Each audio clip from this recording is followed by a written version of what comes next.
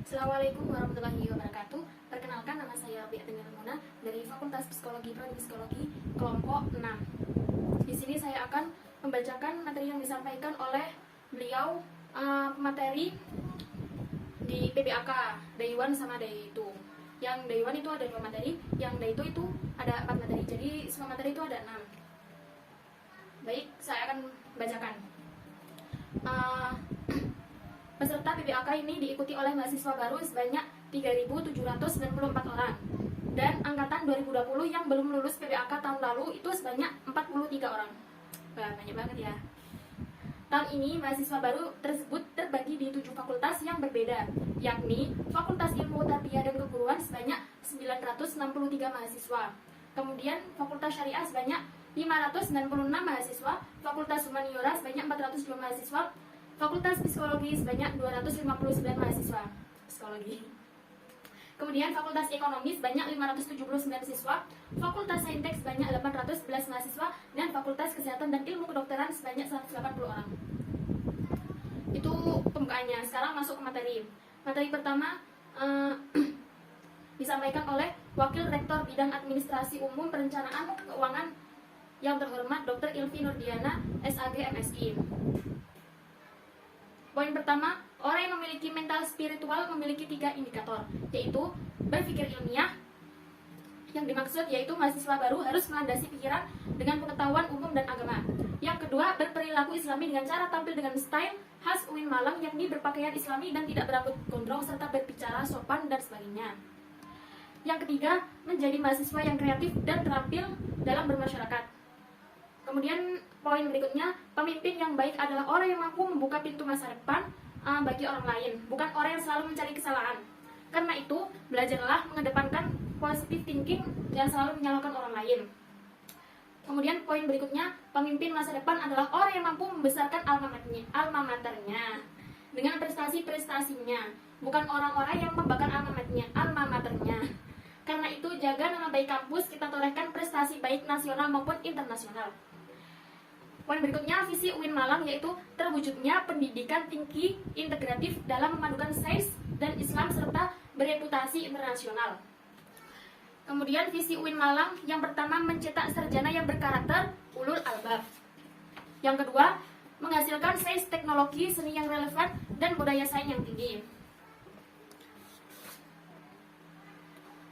Misi UIN Malang itu ada banyak, tapi beliau menjelaskan cuma 2.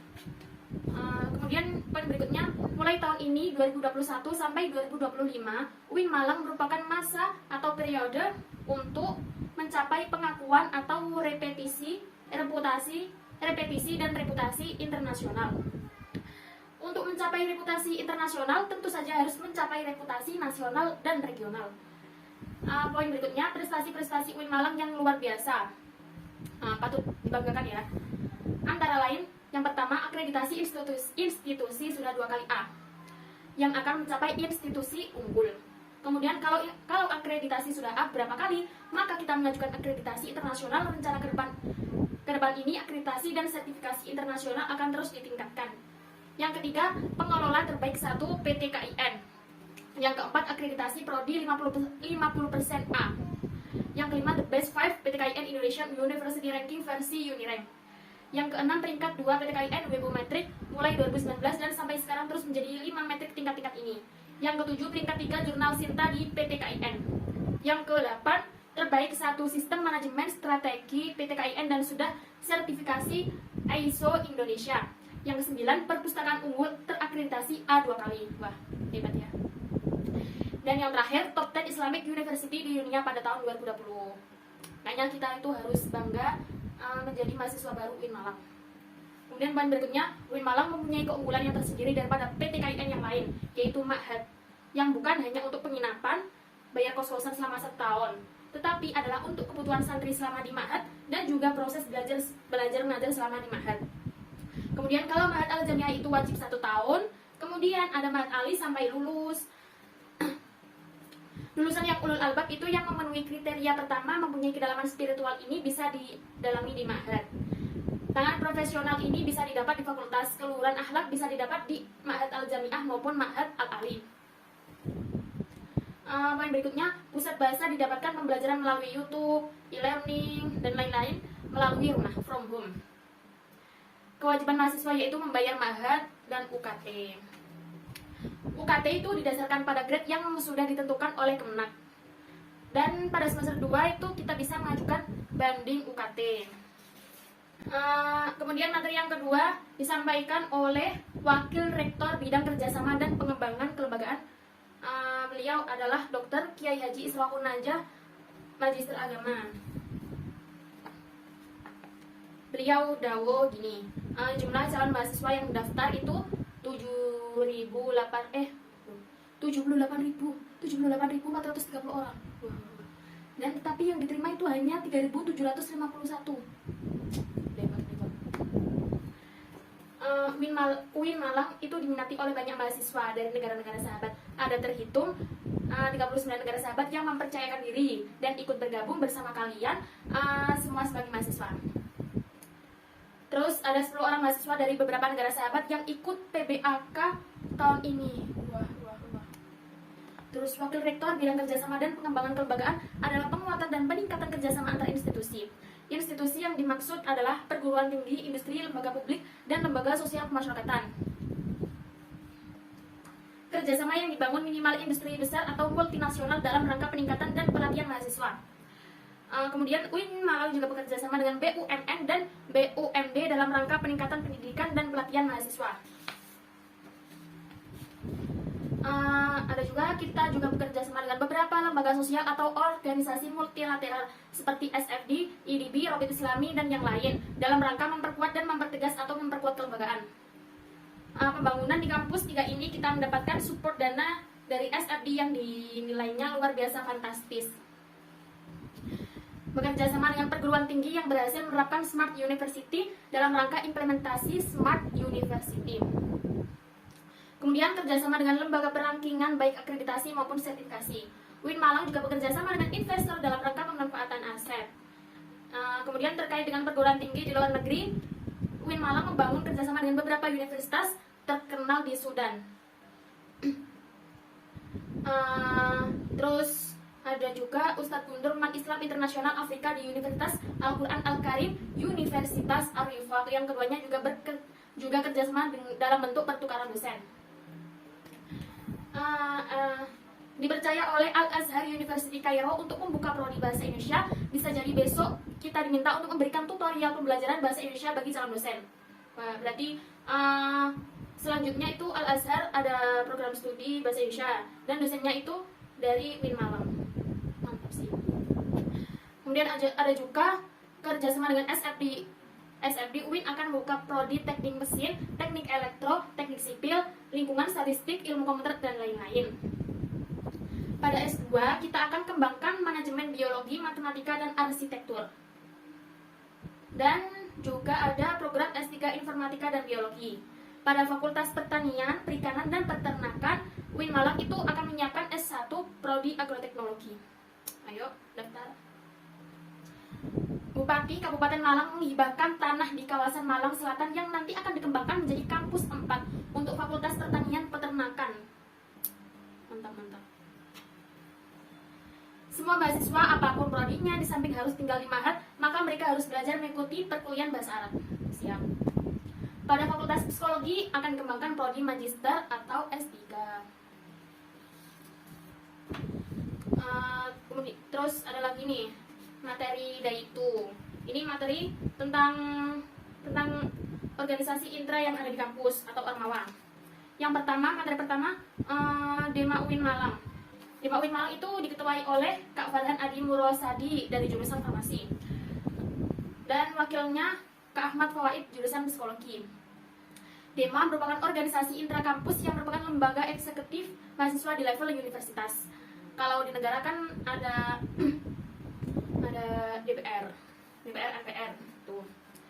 Fungsi Dema, 1 sebagai pelaksana program organisasi kemahasiswaan. Yang kedua sebagai lembaga yang mengkoordinasikan dan menginstruksikan pelaksanaan kegiatan kemahasiswaan di tingkat universitas. Apa sih tugas Dema itu? Yang pertama, melaksanakan program organisasi yang sudah disepakati senat mahasiswa universitas. Yang kedua, mengkomunikasikan dan menginformasikan kegiatan kemahasiswaan di tingkat universitas. Dema itu terdiri dari Dema Universitas dan Dema Fakultas. Kalau Dema Universitas biasa disingkat dengan Demayu. Kalau Fakultas Dema F. Terus apa sih kementerian yang ada di Dema Universitas itu? Nah, kementerian yang ada di Demayu itu ada 6, yaitu Kementerian Dalam Negeri, Luar Negeri, Sosial Hukum dan Politik, Agama, Pengembangan dan Kreativitas, dan yang terakhir Kementerian Komunikasi dan Informasi, yaitu untuk mempublis kegiatan yang akan atau telah dilaksanakan.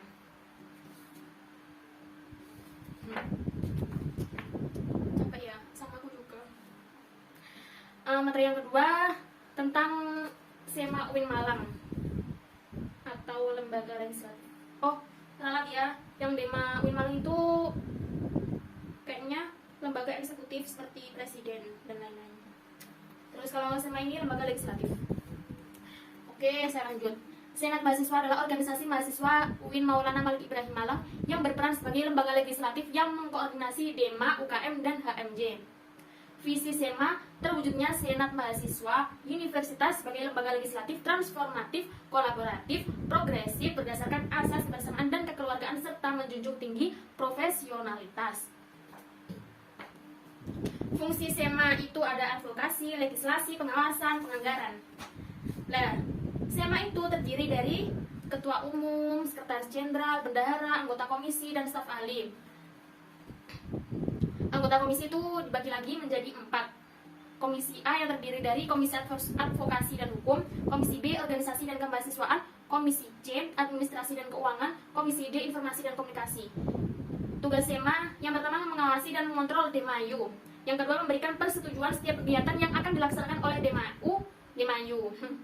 Memberikan pengesahan setiap laporan pertanggungjawaban setelah selesai agenda tersebut. Yang keempat, fasilitasi aspirasi mahasiswa UIN Malang dan menyalurkan kepada pihak-pihak yang bersangkutan. Yang kelima, mengawasi setiap kebijakan dan keputusan yang diambil oleh Demayu. Yang keenam, merancang dan menetapkan peraturan organisasi UIN Malang. Yang ketujuh, mengesahkan peraturan Dema. Yang kedelapan, menjadi mitra kerja Dema dalam melaksanakan kebijakan organisasi kemahasiswaan.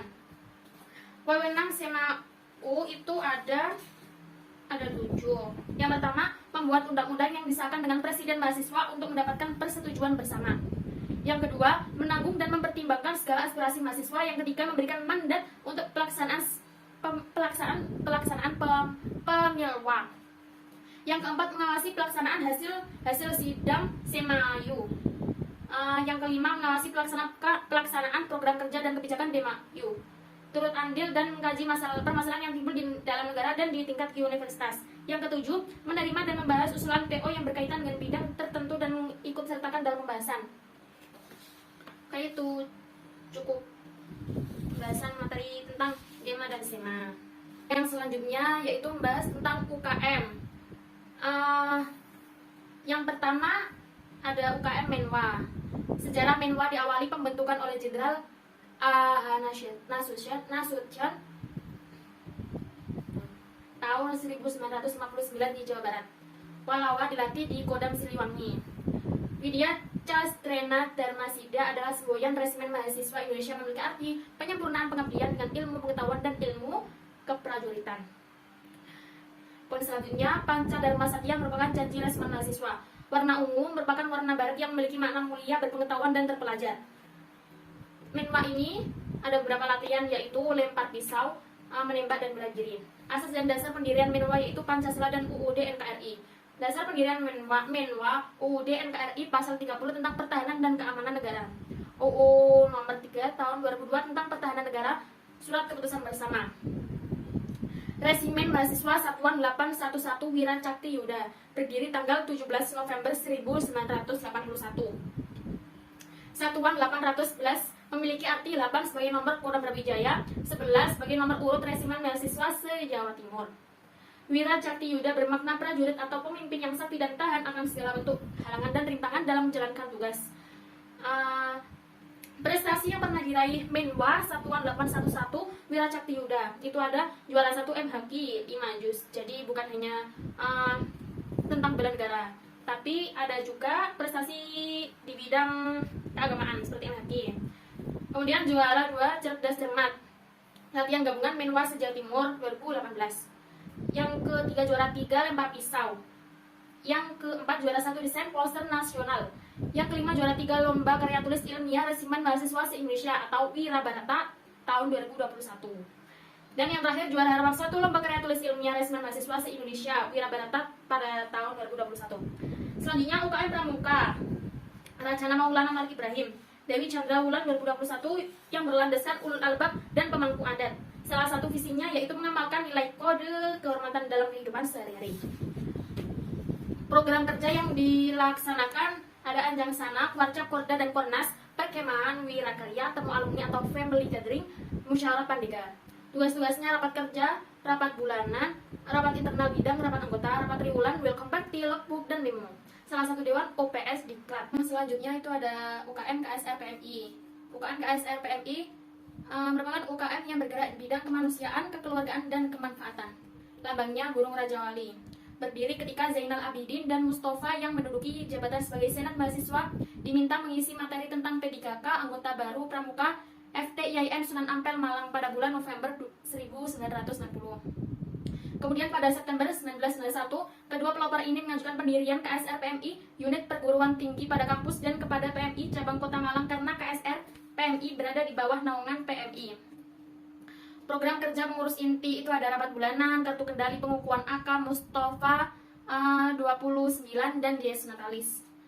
UKM ini itu memiliki 6 bidang yaitu sosial keagamaan, dikten, rutan kesehatan, penelitian pengembangan, humas. Motonya Khairunnas Anfa'uhum Linnas. UKM Paduan Suara atau GGB.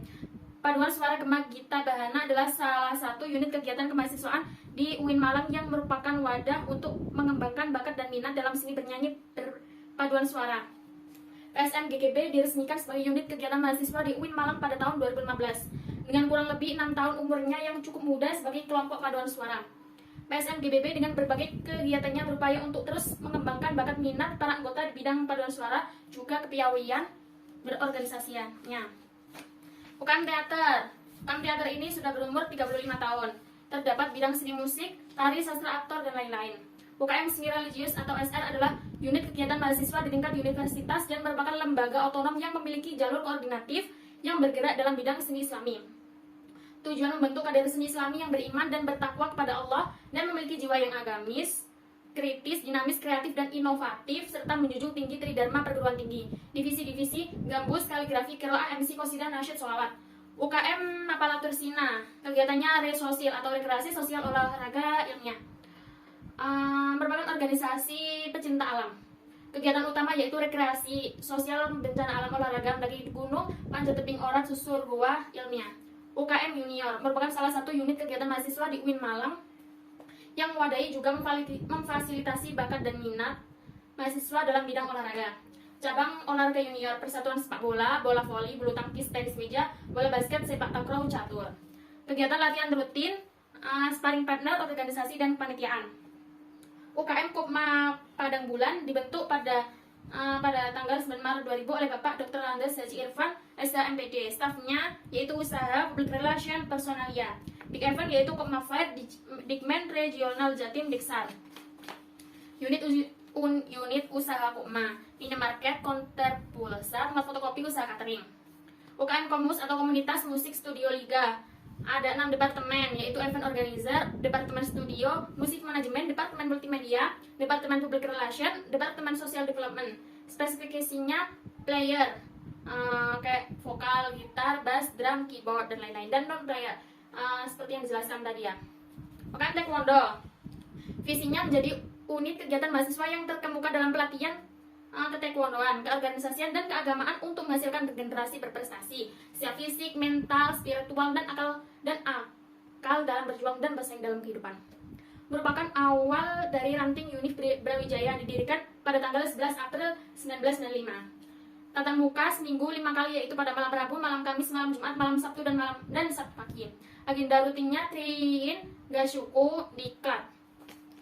Kemudian UKM selanjutnya Jepret Club, yaitu klub fotografi yang tidak fokus hanya dalam satu bidang, namun mempelajari di bidang videografi.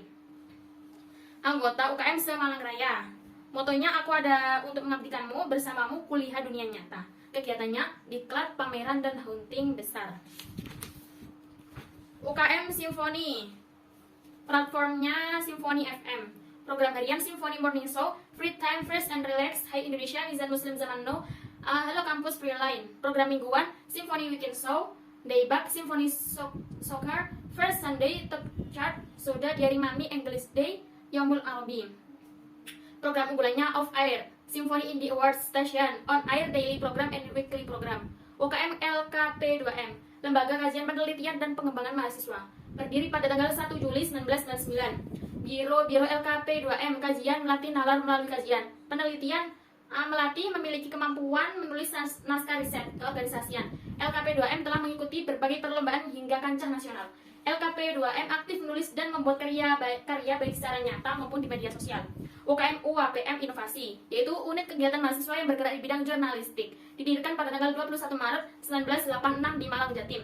Visinya memihak kesadaran nurani, filosofis teks UAPM melambangkan independensi. Produk Repost berupa koran kumpulan isu anak kampus dan majalah berupa majalah tahunan berisi news yang kritis analitis.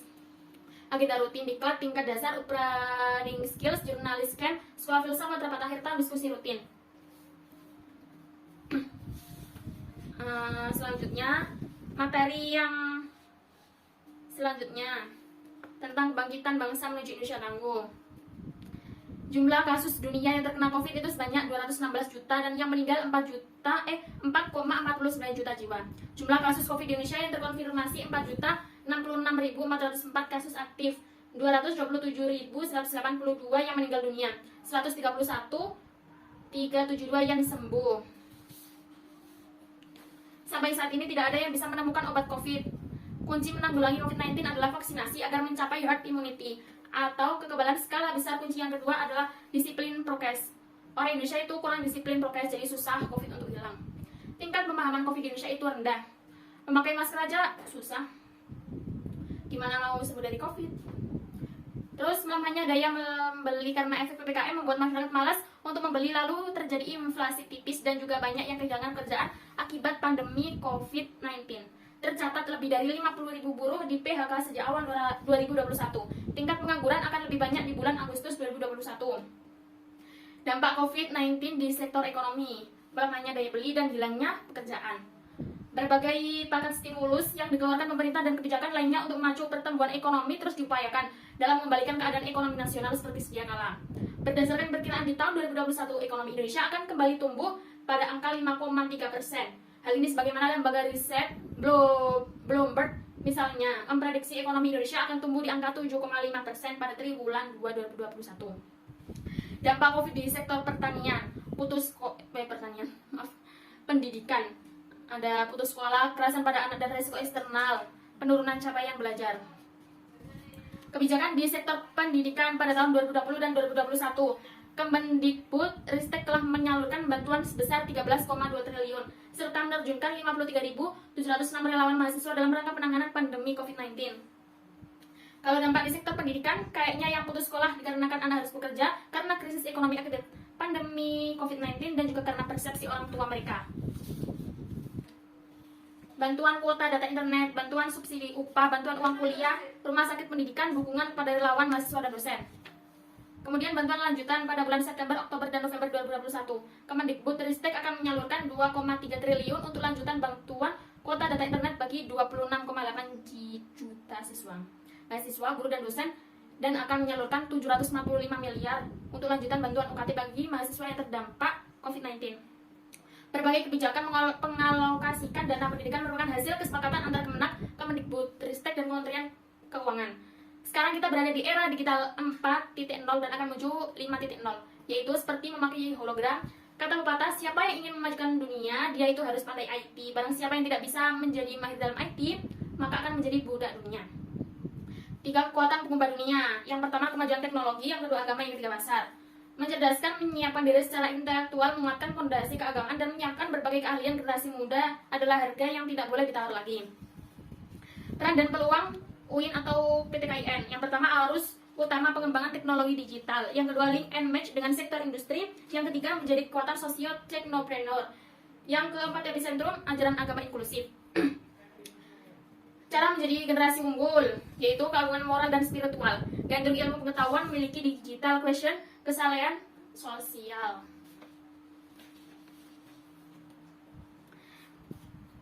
Ada pesan yang beliau sampaikan, yaitu barang siapa yang mau kuasai dunia harus dengan ilmu, mau kuasai akhirat harus dengan ilmu. Kalau mau keduanya, maka kuasailah dengan ilmu. Kita harus mempunyai kecerdasan emosional, tidak hanya kecerdasan digital. Sekian penjelasan dari saya. Kurang lebihnya mohon maaf. Assalamualaikum warahmatullahi wabarakatuh.